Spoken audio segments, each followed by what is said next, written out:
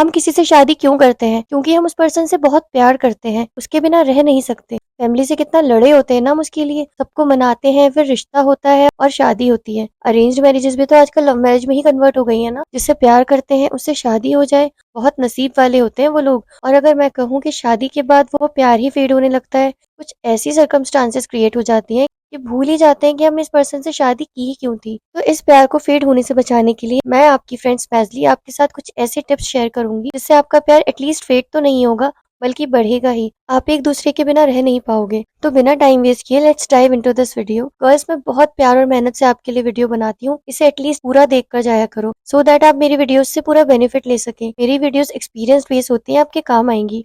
First है ईट together. दिन का एक मील तो आप एटलीस्ट एक साथ करो। एक दूसरे के बिना खाना मत खाओ। थोड़ा क्रंच तो लगेगा, बट ये प्रैक्टिस आपको एक दूसरे के साथ बांध कर रखेगी। उनको कुछ काम है, बाहर डिनर करना है या आप मम्मी के करो, तो ये एक्सेप्शनल केस है। ये आपके पार्टनर के दिल में एक सेंस ऑफ केयर बिल्ड करेगा। नेक्स्ट, आप एक दूसरे को छोटे छोटे जेस्चर दो।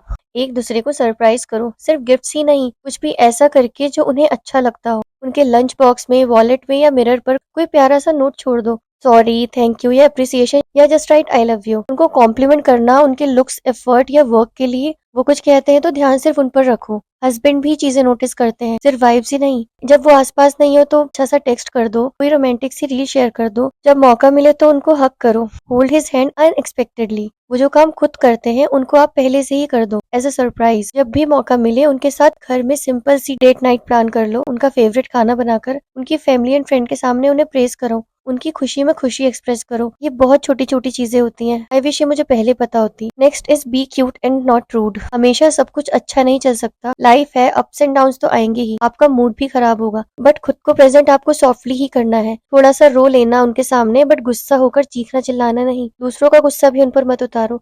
इनिशियल डेज में तो उस गुस्से को आंसुओं में बहा दो और सब्र करो। बस सब्र और साइलेंस एक बेहतर जवाब है। टाइम सबको खुद बेटर आंसर दे देता है। अगर आप इनिशियल डेज में अपना काम खो देती हो तो हस्बैंड के मन में कड़वाहट सी आ जाती है। मैं ये नहीं कह रही कि उनकी कोई भी नाजायज बात बर्दाश्त करो, बट रिएक्ट करने से पहले थोड़ा टाइम दो चीजों को। नेक्स्ट इज इन लॉज को खुश करने के चक्कर में अपने हस्बैंड को फॉर ग्रांटेड मत लो। आप कुछ भी करोगी, मदर इन लॉ का मुंह बनेगा ही। ऐसा नहीं कि उनके मुंह बनाने के डर से आप हस्बैंड के काम ना करो या वो आपके साथ टाइम स्पेंड करना चाहे और आप बस इन लॉज को खुश करने में लगी रहो। उतना करो जितने की जरूरत है। अपने एक्सपीरियंस से कह रही हूँ, ट्रस्ट मी, तुम अपना दिल निकाल कर रख दोगी ना, फिर भी तुम अच्छी बहू नहीं बन सकती हो। एट दी एंड सारे एफर्ट्स पर पानी फिर जाएगा जब आप खुद के लिए स्टैंड लोगे तो। बस बाउंड्रीज सेट करके रखो। Next is show respect towards your in laws. मेरे लास्ट पॉइंट का मतलब ये बिल्कुल नहीं है कि आप इन लॉज की रिस्पेक्ट नहीं करो, उनको पूरी इज्जत दो, बट आपकी कैपेबिलिटीज के अकॉर्डिंग कोई काम करो। शो रिस्पेक्ट एंड लव, इससे आपके हस्बैंड को भी अच्छा लगेगा, बट उन्हें या उनकी बातों का असर इतना मत दिल पर लो कि आप अपना सारा मूड ही खराब कर लो। अपने माइंड पर हावी मत करो। Be silent and talk later. Most of the cases में हस्बैंड बहुत अच्छे होते हैं, बट उनका गुस्सा थोड़ा ज्यादा होता है। मैं यहाँ बिल्कुल हस्बैंड के एंग्री होने को जस्टिफाई नहीं कर रही हूँ, ना ही अब्यूसिव हस्बैंड को बर्दाश्त करने को कह रही हूँ। बट जब तक हस्बैंड हाथ नहीं उठाते बट वो गुस्सा जल्दी हो जाते हैं, तो उनके साथ उस वक्त कोई आर्ग्यूमेंट मत करो। बाद में जब उनका गुस्सा ठंडा हो और मूड ठीक हो तो अपनी बात रखो और बताओ, मुझे आपकी बातों से, टोन या लहजे से तकलीफ हुई है, मेरी गलती नहीं थी, उस वक्त ऐसा था या वैसा था, जो भी सर्कमस्टांसेस थी वो उनके सामने एक्सप्लेन करो। Next is forget and restart. कोई भी बात या आर्ग्यूमेंट हो उसे डिस्कस करके सॉर्ट आउट कर लो। शादी के बाद बहुत स्टूपिड चीजों पर लड़ाइयां या आर्ग्यूमेंट्स हो जाते हैं। कभी कभी आप भी अपना टेम्पर खो सकती हो सीरियस और इंटेंस टॉपिक पर, बट सुबह के आर्ग्यूमेंट्स रात तक सॉर्ट कर लो और रात की सुबह तक। Don't say sorry, don't say anything, just hug him and hopefully he will melt. या आप नाराज हो और वो मना रहे हैं तो गुस्सा उस पॉइंट तक शो करो जब तक आपको मनाने वाला ना रूठ जाए।